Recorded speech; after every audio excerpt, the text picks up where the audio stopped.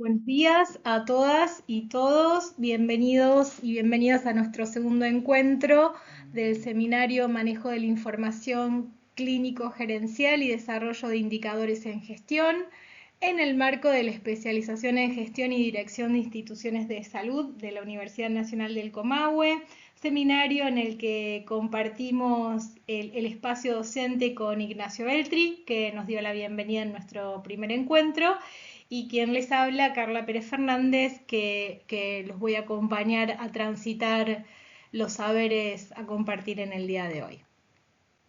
Antes de continuar, me gustaría hacer una pequeña aclaración que tiene que ver, van a ver que en el transcurso del encuentro uso mucho la palabra, no de manera sistemática, pero lo uso bastante, la primera persona del plural.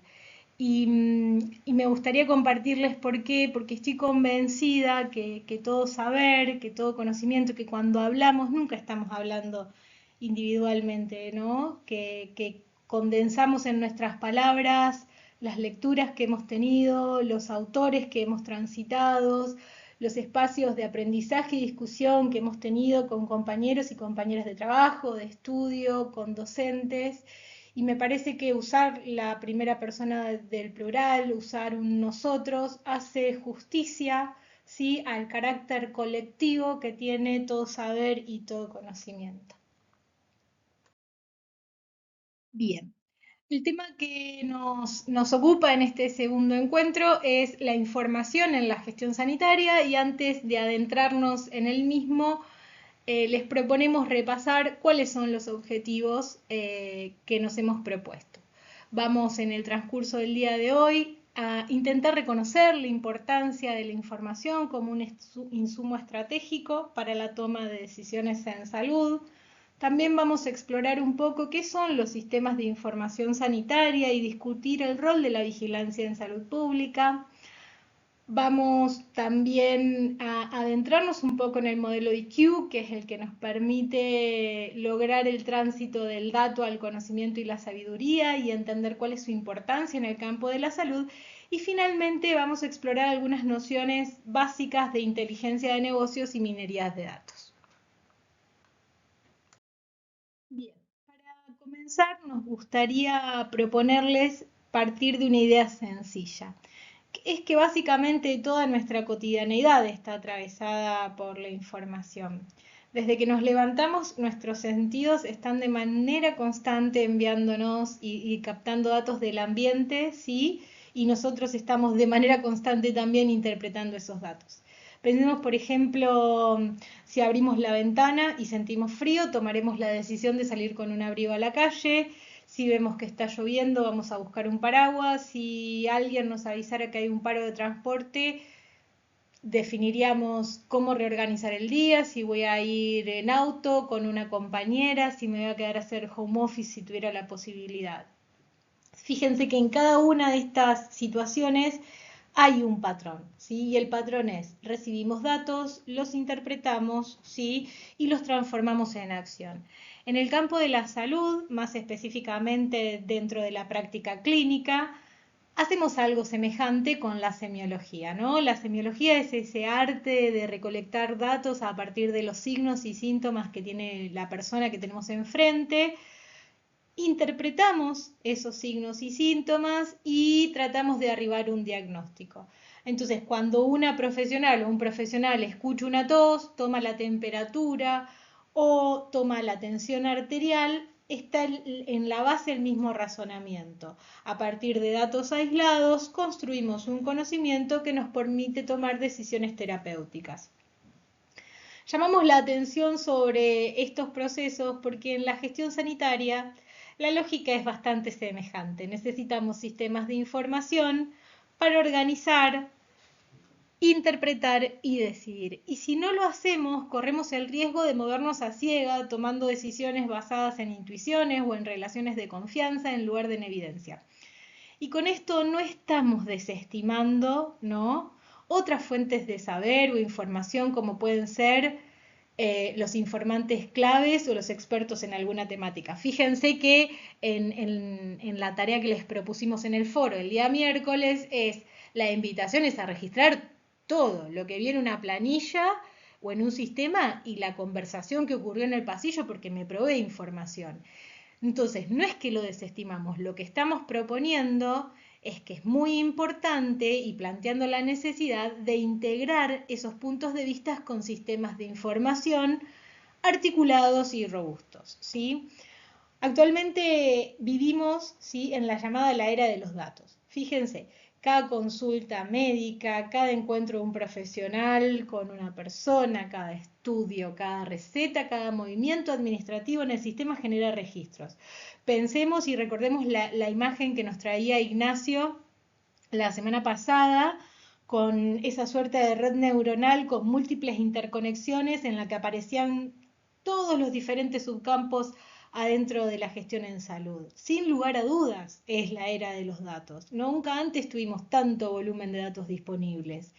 Y sin embargo, muchas veces somos ricos en datos, pero pobres en información, como nos plantean Han, Camber y Pei en el año 2012 en un libro que habla sobre el data mining, la minería de datos, en un momento que estaba recién apareciendo, no estaba recién apareciendo, tiene una historia bastante más larga, pero que se estaba consolidando ese campo del saber y la acción, ¿sí?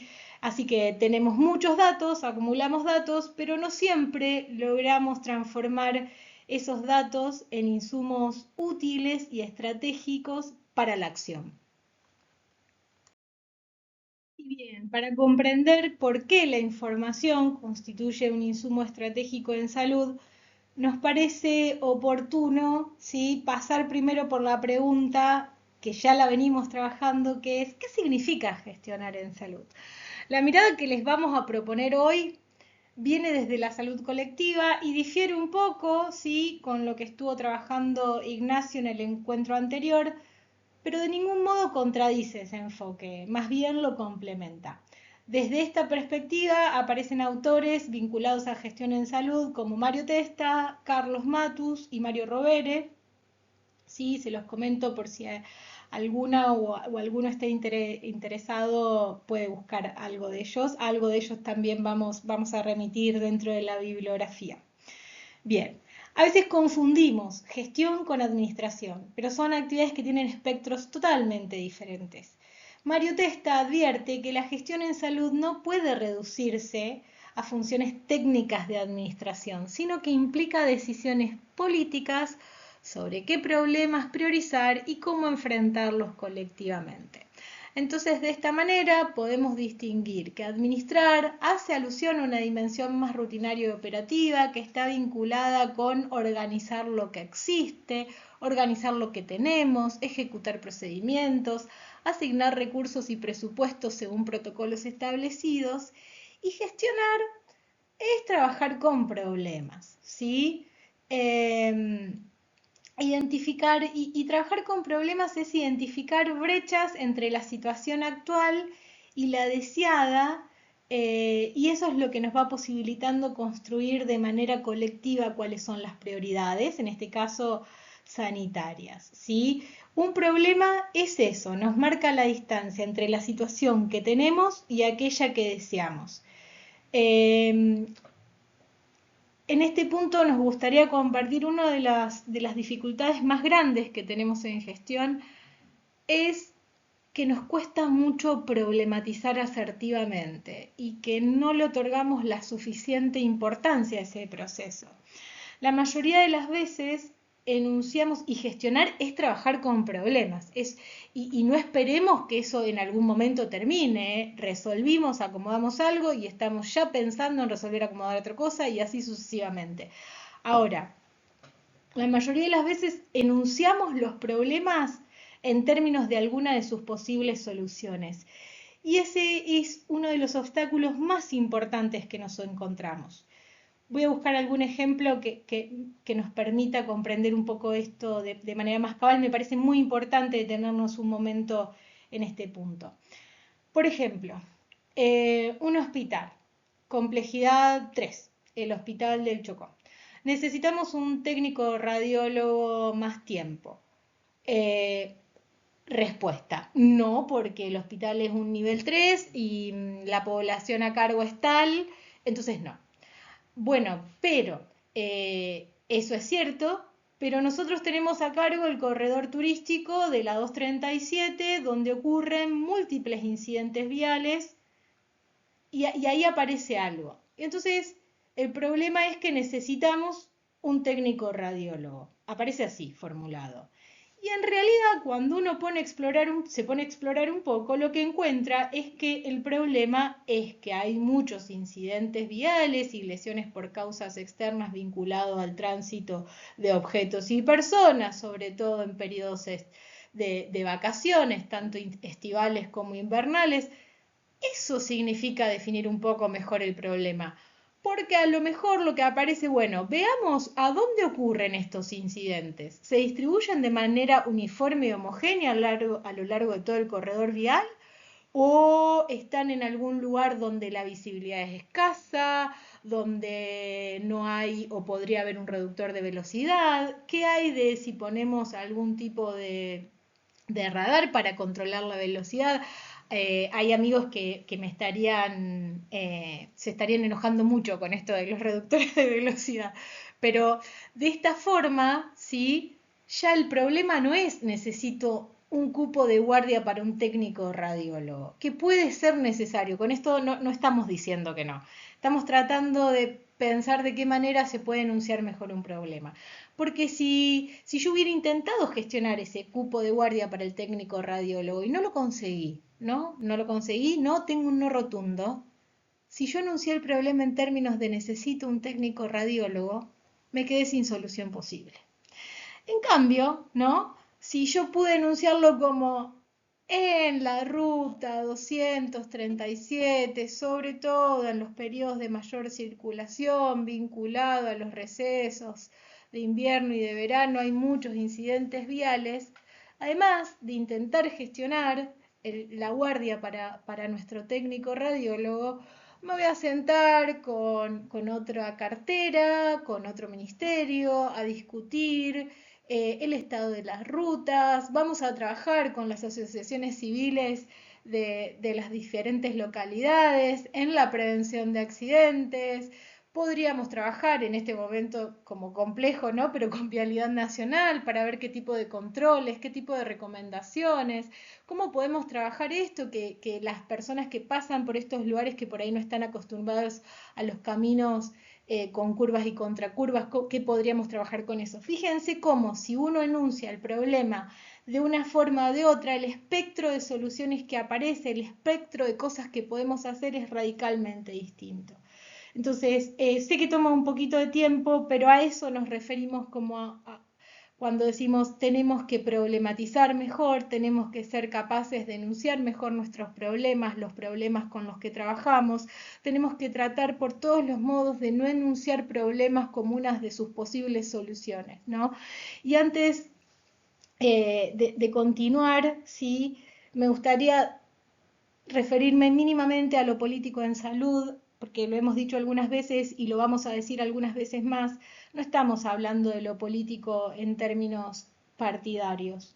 Estamos hablando de lo político como la dimensión en la que se definen las prioridades, se disputan los sentidos y se ejercen las relaciones de poder. Estamos hablando de lo político como el espacio donde se resuelven aquellos aspectos que están vinculados a los colectivos de personas, aquellos aspectos que están vinculados a la vida en comunidad, ¿sí? Y si aceptamos esto, ¿sí? Que la información, que trabajamos con problemas, la información aparece como un insumo estratégico porque es la que nos ayuda a delimitar mejor esos problemas y estructurarlos mejor. Volvamos al ejemplo de la ruta. Necesito un radiólogo a traer datos sobre estado de la ruta, lugares donde son más frecuentes los incidentes de tránsito, épocas del año en las que son más frecuentes. Podemos pensar en momentos del día, tipo de vehículos involucrados. Perdón, el perro se está enganchando la computadora, casi tira el vaso de agua. Entonces, avancemos con eso y me desconecté un momento. Bien, de esta manera sí podemos decir que la información cumple dos funciones centrales. Una es reducir la incertidumbre, ¿sí? Facilita la toma de decisiones en contextos complejos, con recursos escasos y necesidades múltiples, proporcionando evidencia para la acción. Y la otra es configura políticamente los problemas al seleccionar qué medimos, qué indicadores utilizamos y cómo los interpretamos. De ese modo estamos delimitando nuestro mapa de prioridades. En la práctica, ¿sí? La información termina resultando estratégica porque nos posibilita visibilizar, ¿sí? La información determina qué problemas de salud se hacen visibles en nuestra agenda de laburo. Priorizar. Los datos guían la asignación de recursos y la definición de intervenciones prioritarias. Y legitimar, ¿sí? La evidencia informacional respalda y legitima las decisiones en el ámbito sanitario, ¿sí?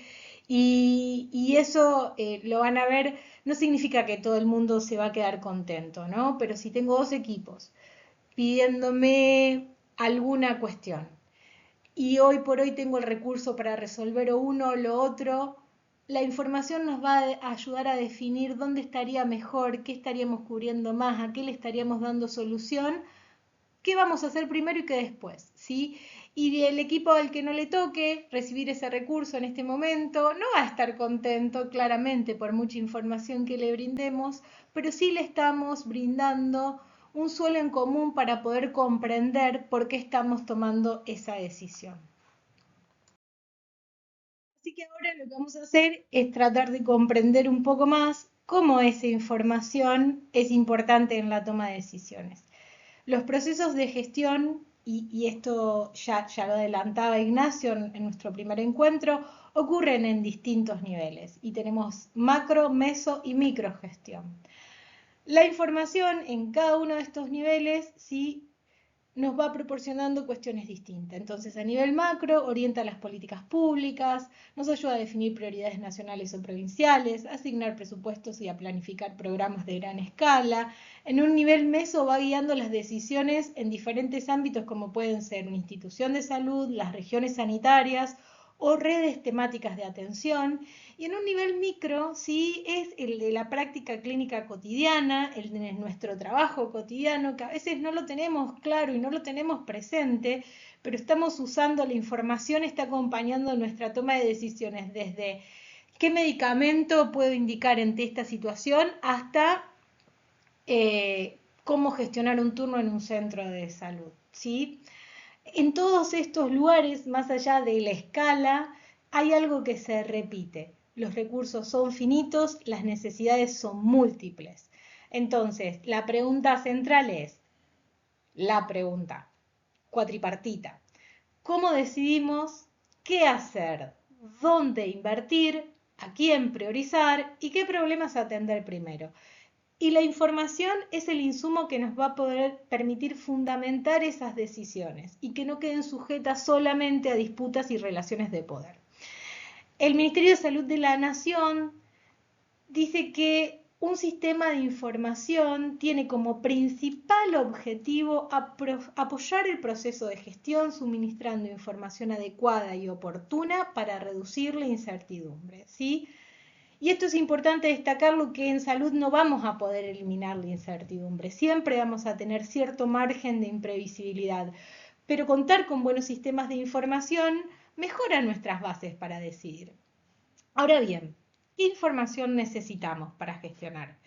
Necesitamos informaciones de diversas índoles. También algo de esto se anticipaba en la tarea que les propusimos, ¿sí? De la invitación es a registrar todo, ¿sí? Desde qué planilla miro, qué dibujo, qué gráfico miro en la computadora y qué conversación tuve y qué se definió en una reunión, ¿sí? Entonces, la información que necesitamos tiene características diversas. En términos generales, podemos distinguir entre información estadística y no estadística.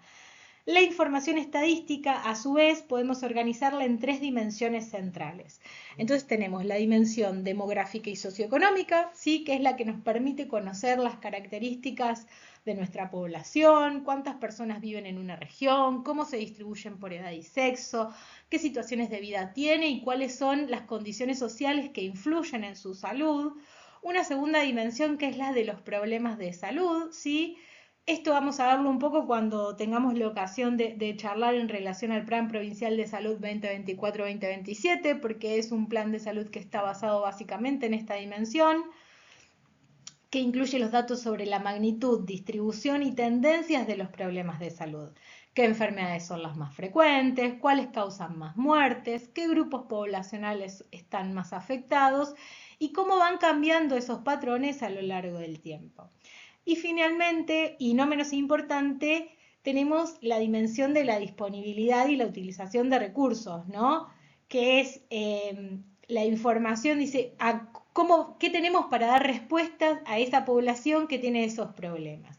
Comprende la información sobre los recursos humanos y materiales.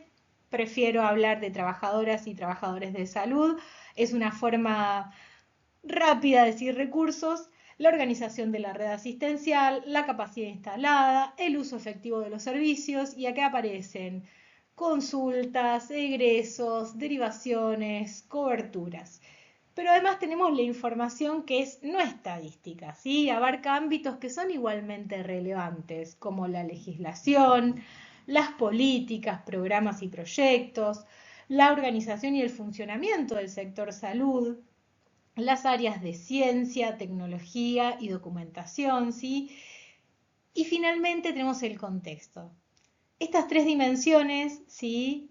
Y las dos dimensiones, estadísticas y no estadísticas, hay que situarlas dentro de un contexto que es social, político y económico, en el cual están inmersos los servicios, instituciones y el sistema de salud para el cual trabajamos y del cual formamos parte. Y ese entorno, ese contexto, condiciona no solo la manera que tenemos de comprender nuestros problemas y los problemas que intentamos gestionar, sino que además ¿sí? Condiciona las posibilidades para resolverlo. Si lo pensamos bien, estas tres dimensiones, población, problemas, recursos, forman un triángulo fundamental. Y no nos sirve conocer una partecita y no conocer la otra. ¿Sí? De poco nos serviría tener estadísticas demográficas precisas si no sabemos qué problemas de salud tiene esa población. Tampoco nos alcanzaría con saber cuántas médicas y enfermeras tenemos si no sabemos cómo están distribuidos los problemas, ¿sí? Pero sumémosle además a esto algo que Ignacio nos compartía en la clase anterior, ¿no? Por ejemplo, el pago diferido de financiadores a prestadores en un contexto inflacionario. O sea, puede ser que eso no nos aparezca como un dato adentro del tablero. Ahora, si es una información que no contemplamos como tal, estamos complicados porque es igualmente relevante para tomar buenas decisiones, ¿sí? Y para ir cerrando un poco este punto de la información en la toma de decisiones, ¿no? Y volviendo sobre que gestionar no es administrar, gestionar es construir una visión estratégica y es trabajar con esos problemas, y que los problemas no están afuera, son constructos sociales y humanos, ¿sí? La información nos ayuda a estructurar esos problemas.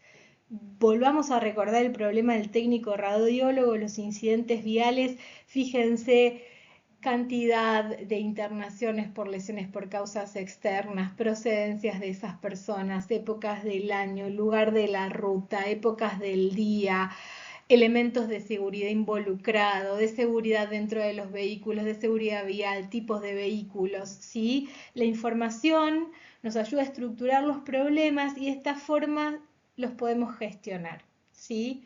Podemos resumirlo así. Sin información, los problemas son difusos. Con información, los problemas se vuelven gestionables, ¿sí? Y tenemos que recordar que los indicadores indican como ocultan. Nos muestran una parte de realidad, pero en general dejan de mostrarnos alguna otra. Por lo tanto, la gestión basada en información, la información para la toma de decisiones debe tener siempre una lectura crítica, que es reconocer que lo que medimos refleja decisiones políticas y metodológicas previas, ¿sí? Hagamos un ejemplo sencillo. Miren, si medimos la calidad de un hospital por el número de cirugías realizadas, ¿sí? Vamos a priorizar el volumen de actividad. Ahora, pero si medimos la tasa de complicaciones o la satisfacción de los usuarios, la mirada cambia completamente. Y en todos los casos, tenemos información, pero cada una construye una versión distinta de lo que significa calidad, ¿sí? Ahí es donde están las definiciones que son políticas y metodológicas. De ahí, ¿sí?, que algo que tenemos que tener muy presente y una pregunta clave para nosotros como gestores y gestoras no es solamente qué información necesito para tomar decisiones, sino también qué tipo de decisiones quiero fundamentar con esa información, ¿sí? La información nos orienta, pero también nos condiciona. Y en general, cuando elegimos mirar una cosa, estamos dejando de mirar alguna otra.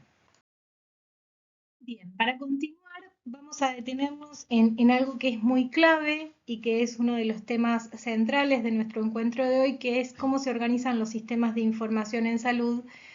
Y nos parece que algo que va necesariamente vinculado a esa pregunta es qué lugar ocupa dentro de ellos la vigilancia en salud pública. Hasta ahora hemos venido insistiendo en que la información no es solo un recurso técnico, sino que también es político. Lo que medimos, cómo lo medimos y qué decidimos registrar depende de intereses, prioridades y contextos.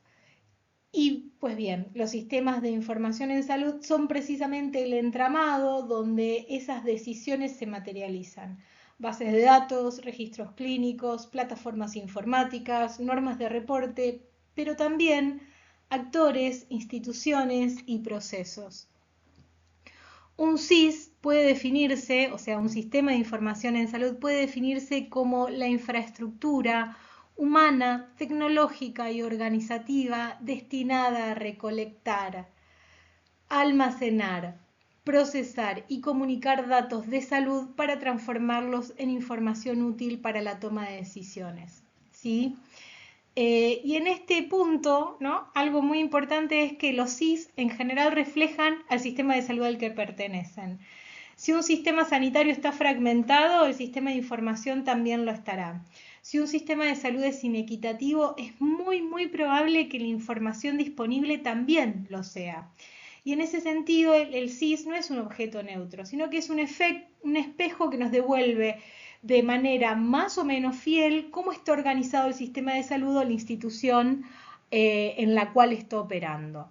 Un ejemplo claro de ello lo constituye nuestro país. Tenemos registros nacionales, provinciales, municipales, de efectores, ¿sí?, que con frecuencia no se integran entre sí. Esa fragmentación del sistema de información habla de una fragmentación del sistema de salud. En la provincia de Neuquén, a diferencia de otras jurisdicciones, hay algo que es un poco distinto, que es que el ámbito público está todo integrado a nivel provincial, ¿sí? Todo lo público es de la órbita de lo provincial. En otros lugares no es así. Yo vivía y trabajaba en Rosario. En Rosario tenés establecimientos, tenés hospitales que son municipales, hospitales que son provinciales, hospitales que son de gestión mixta provincial nacional. Eso configura todo un panorama aún más complejo. Pero aún así, ¿sí?, y muchos de ustedes trabajan en el subsector público de la provincia y saben que aunque estemos todos dentro de la órbita provincial, no todos manejamos ni la misma información, ni tenemos los mismos registros, ni esos registros están integrados. Sin contar que toda esa parte de lo público ha de vincularse con las instituciones privadas, con los financiadores. Más adelante vamos a mencionar algunas cuestiones que nos hablan de que estamos teniendo avances significativos en este sentido, pero por el momento nos gustaría que se quedaran con esa noción, que los sistemas de información son un reflejo más o menos fiel de los sistemas de salud o instituciones a los que pertenecen. Bien, uno de los componentes centrales de los sistemas de información es la vigilancia, ¿sí?, la vigilancia en salud pública. Tradicionalmente, la Organización Mundial de la Salud la define como la recopilación continua, sistemática, la consolidación ordenada y la evaluación de datos pertinentes con la pronta difusión de los resultados a quienes necesitan saber, en particular a quienes están en condiciones de actuar, ¿sí? Y esta definición realmente uno la lee y parece completa, pero tiene un problema. Su alcance termina en la difusión de la información y no incluye, ¿sí?, de manera explícita la acción de salud pública como parte del proceso. En otras palabras, el sistema de vigilancia produce datos, los organiza, los comunica, pero ahí se detiene. Y queda un vacío entre quienes generan los reportes, ¿sí? Técnicos, epidemiólogos, y quienes deben decidir y actuar, los gestores y los decisores. Choi y colaboradores el año pasado publican un artículo en el que proponen ampliar esta mirada. Para ellos la vigilancia no debería limitarse a producir informes, sino a asegurar que la información, ¿sí?, se transforme en inteligencia y guíe las acciones de salud pública concreta. De lo contrario, se corre el riesgo de que la vigilancia se convierta en un fin en sí mismo y que la vigilancia no pase de ser un ejercicio técnico que acumula datos que no tienen ningún impacto en la vida de las comunidades, ¿sí? Y como otra vez estamos hablando de información, nos vuelve a aparecer la dimensión política. La vigilancia implica, ¿sí?, decisiones sobre qué vigilar, cómo hacerlo y qué acciones desencadenar, reflejando prioridades y valores del sistema, ¿sí? Creemos que es muy importante, no es un fenómeno, es un fenómeno global. Yo y colaboradores trabajan en 3 países distintos, Canadá, Estados Unidos y Colombia, sus procedencias, y están notando esto, el riesgo de que la vigilancia se convierta en un fin en sí misma y no en un insumo estratégico para las decisiones en salud pública. Entonces queríamos compartirle al menos esta pequeña diapo con este pequeño cúmulo de información para que podamos pensar algo al respecto y al respecto de las cosas que tenemos que generar en este sentido. Y ahora sí, llegando más al final del bloque de este encuentro que está destinado a los sistemas de información sanitaria, y vamos a describir los componentes. Igual vamos a volver sobre su definición porque hay un sesgo que no podemos permitirnos si queremos que esto funcione, y que el SIS es mucho más que sus componentes técnicos. Repasemos antes de pensar en sus componentes la definición.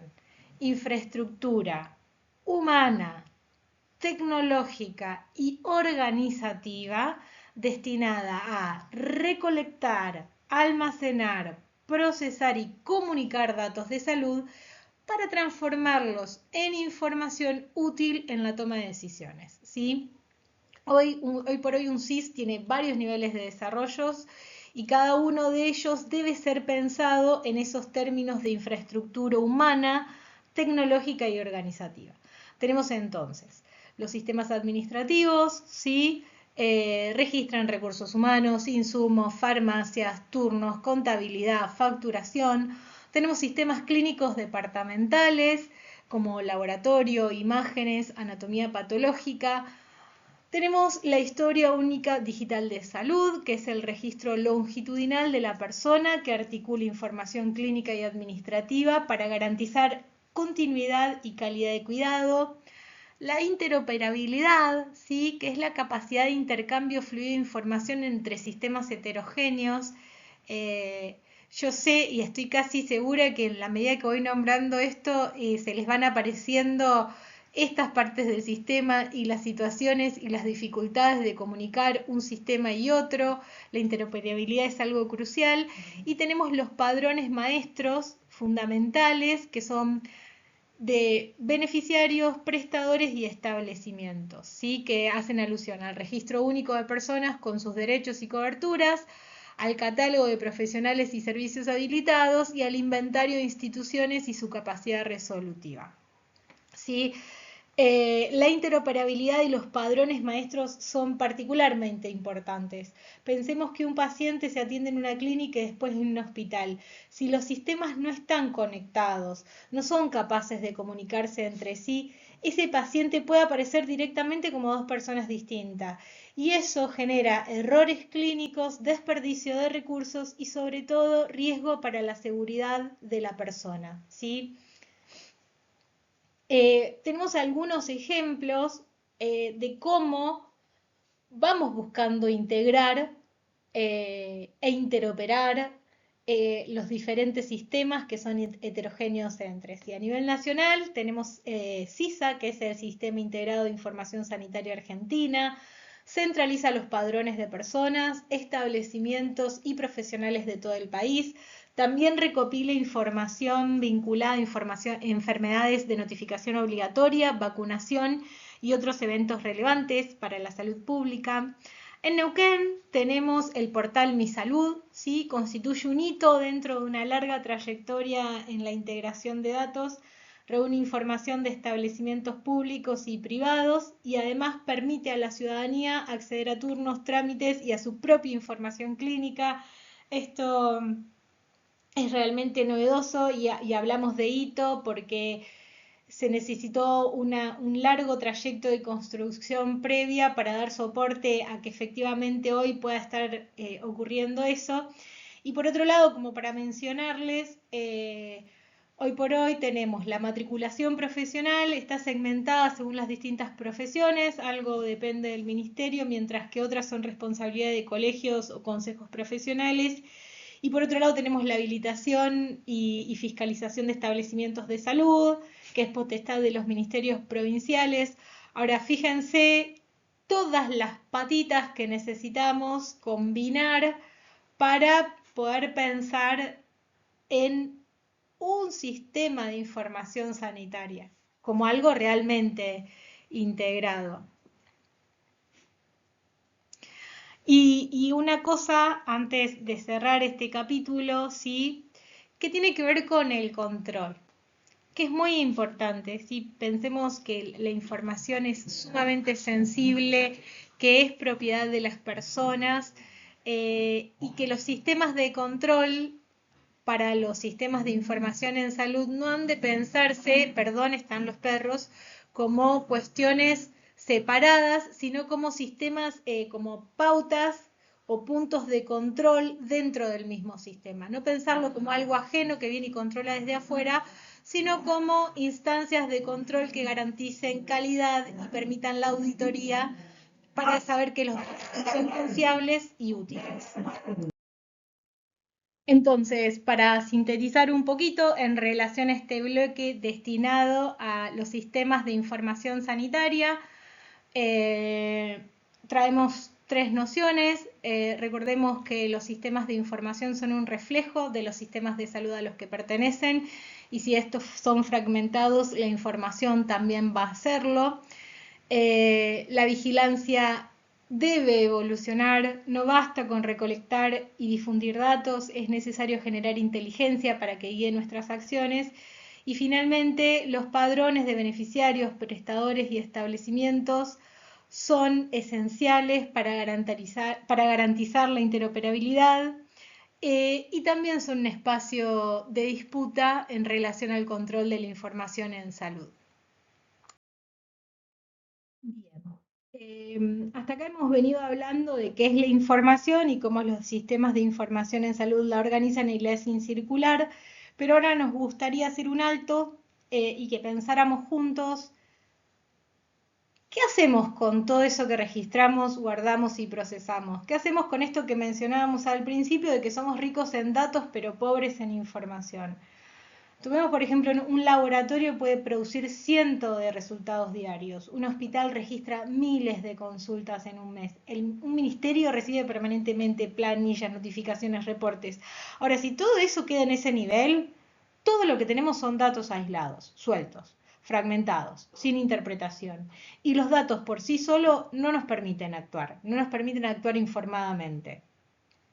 Para que tengan sentido, los datos han de transformarse. Y acá aparece lo que se conoce o llamamos jerarquía de conocimiento, que en la literatura más reciente aparece como el modelo DQ.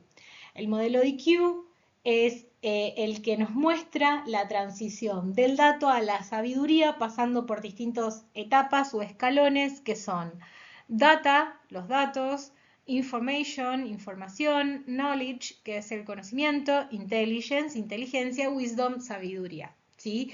¿Cómo logramos que un dato termine convirtiéndose en sabiduría? ¿sí? Que es el proceso al que tendríamos que apuntar en general con todos los datos que vamos recopilando para que sea información realmente útil para la gestión. Así que acá les compartimos la imagen propuesta por estos autores. Fíjense, en el estamento del dato tenemos hechos desorganizados, peso de los individuos, por ejemplo. Cuando uno contextualiza y analiza ese dato, puede llegar a hablar de una media de peso, ¿sí? Yo busqué todas las personas de mi consultorio, tomé sus pesos, saqué una media de peso, y cuando yo esa información, ¿sí? Eso ya es información, ¿está? Porque ordené las historias clínicas, relevé. La pongo en contexto de el conocimiento, ¿sí? Trasciendo el problema individual, pongo en relación esa media de peso que encontré con cuáles son los estándares de peso, es lo que me permite decir la obesidad es un problema creciente, ¿sí? El siguiente escaloncito es la inteligencia, que es convertir ese conocimiento en algo que sea accionable. ¿De qué manera ese conocimiento me permite generar acciones de prevención y promoción y de restitución y recomposición de los estados de salud? ¿Sí? Acá tenemos como un doble juego, porque por un lado yo lo voy a poner en relación a los patrones epidemiológicos, a qué guías clínicas tenemos, a qué programas tenemos dentro de Nación, y voy a hacer un ida y vuelta, voy a interpretar mi información en relación a esos estándares y voy a reinterpretar esas guías y demás en virtud de la información que nosotros estamos obteniendo, ¿no? Y finalmente aparece la sabiduría como en el nivel que integramos la inteligencia con una perspectiva ética y política, ¿sí? Y nos preguntamos qué decisiones tenemos que tomar a partir de este conocimiento, cómo priorizamos los problemas y qué acciones podemos impulsar para mejorar la vida de las personas y reducir las inequidades. Fíjense que está perfectamente concatenado con todo lo que venimos trabajando de que necesitamos algo más que datos para poder gestionar de manera concreta. Otro ejemplo que podríamos poner es, por ejemplo, la tensión arterial. O sea, estoy en mi consultorio, le tomo la tensión arterial a una persona, 160-100. 160-100, así solo no me dice nada. A veces nos olvidamos porque como tenemos incorporado el conocimiento, nos olvidamos que estamos haciendo una comparación. Para poder decir que esa persona es hipertensa, no uso el dato solo, ¿sí? Yo ese dato lo puse en relación a guías clínicas que me dicen que 160-100 es hipertenso. Entonces, ahí tengo información ya. El dato es 160-100. Hipertenso es información que surge de cotejar ese dato con guías y recomendaciones. Y si además yo después voy buscando, pero ¿cuántas personas más estarán en esta situación dentro de mi consulta? Puedo llegar a decir que tanto porcentaje de las personas que veo en mi consultorio son hipertensas, ¿sí? Y esto sí, ponerlo de nuevo en relación a guías, decir, bueno, ¿y qué hacemos con esto? ¿De qué forma? Y la dimensión de la sabiduría me parece que es la más difícil de lograr, que es, y donde vuelve a adquirir mucha relevancia el tema de los problemas y de los recursos finitos, es cuáles son las mejores decisiones que yo puedo tomar al respecto para que las acciones que desencadenamos sean justas y sean equitativas. Bien, ya aproximándonos un poco al cierre y tratando de dar cuenta del último objetivo que nos habíamos propuesto para este encuentro, que era aproximarnos a la inteligencia de negocios y a la minería de datos, que son técnicas avanzadas en la explotación de datos. Vamos a hacer algunos breves comentarios.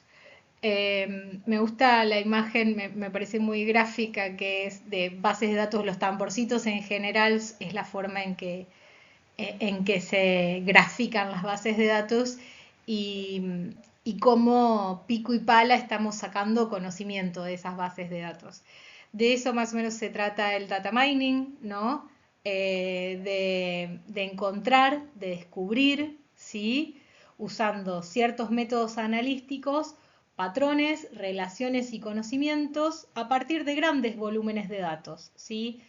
Dentro de esos métodos hay 4 grandes familias de métodos, que son la asociación, que está destinada a descubrir relaciones entre variables, la clasificación y la predicción, ¿sí? Que permite construir modelos supervisados, saber cómo sería, nos permite usar lo que ya existe para modelizar y prever posibles comportamientos futuros.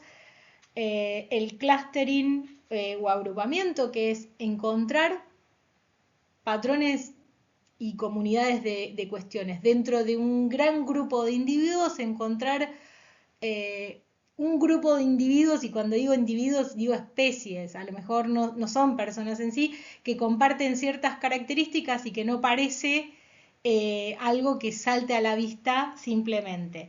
Y finalmente están las detección de anomalías o outliers, ¿sí? Que son los registros atípicos e inusuales, muchas veces se los considera errores y se los elimina, y en realidad muchas veces puede ser justo lo distintivo que nos permite tener un conocimiento totalmente distinto. Por otro lado, tenemos la inteligencia de negocio, Business Intelligence, que puede definirse como el uso de herramientas de análisis de datos y cuadros de mando que permiten transformar grandes volúmenes de información en conocimiento útil y procesable para la toma de decisiones, ¿sí? Y esto en salud significaría, por ejemplo, tener tableros de control y hacer un monitoreo, ¿sí? Y reportes dinámicos que nos permitan hacer un monitoreo en tiempo real de las situaciones que nos interesan. Por ejemplo, un ejemplo concreto, y creo que le va a gustar a uno de nuestros compañeros, que es Alemán, que es el director de la red de laboratorios de la provincia. Mansur y colaboradores describen el uso de Business Intelligence en el caso de un laboratorio y muestran cómo permite monitorear en tiempo real el flujo de muestras, detectar cuellos de botellas, optimizar recursos. Eso podríamos extrapolarlo a cualquier otro caso y eso sería como una cuestión departamental, pero podríamos llevarlo a una institución y monitorear en tiempo real las camas críticas, llevarlos al Ministerio de Salud y monitorear la evolución y la cobertura de una campaña de vacunación, ¿sí? La inteligencia de negocios aparece como el intermedio entre estos datos, el data mining, que me ayuda a describir los patrones y demás, y cómo me traigo eso a la cotidianeidad, ¿sí? Para que realmente me acompañe como un insumo en la gestión de todos los días. Y queríamos compartirles de manera somera que eso que conocemos como minería de datos en realidad es una porción más pequeña dentro de un proceso más grande que se conoce como KDD, que es Knowledge Discovery in Databases, que es descubrimiento de conocimiento en bases de datos. Piensen que, por ejemplo, una maestría en ciencia de datos se la conoce como maestría en ciencia de datos, pero que el nombre del título es Magíster en producción y gestión del conocimiento. O sea que la ciencia de datos tiene que ver con eso, con producir y gestionar conocimiento a partir de grandes volúmenes de datos. Entonces, la minería de datos es un peldaño dentro de esta carrera de descubrir conocimiento en bases de datos. Solamente a título para que conozcan y para mencionarles, en ese proceso tenemos las bases y de datos y los archivos planos que constituyen nuestro punto de partida. Ahí es donde tenemos los registros originales, tal como se producen en las instituciones de salud, en las encuestas, en los laboratorios y en los sistemas administrativos. Una segunda instancia es la limpieza e integración de estos datos, donde se eliminan errores, duplicados, inconsistencias, se integran las distintas fuentes de información en un formato común.